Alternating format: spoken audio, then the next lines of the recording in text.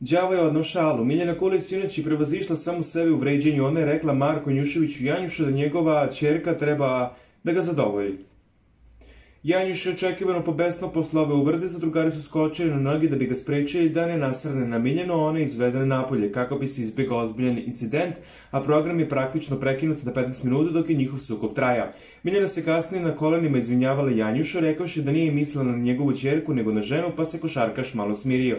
Situacija je bila veoma napeta, što je osetila i voditeljka Dušica Jakovljević. On inače prilično grubno govori zadrugarima da ne prave probleme da se smiri, ali ovoga puta ih je zamolila da smanje tenziju. Ljudi, molim vas, ne da obratite pažnju na mene, molim vas. Razumem da ste napeti, vidimo da vlada velika tenzija, ali hajde da pokušamo da smirimo strasti, rekla Dušica Jakovljević, je sigurno shvatila da takva vrsta uvrede može da izazove ozbiljne posledice i nasilje.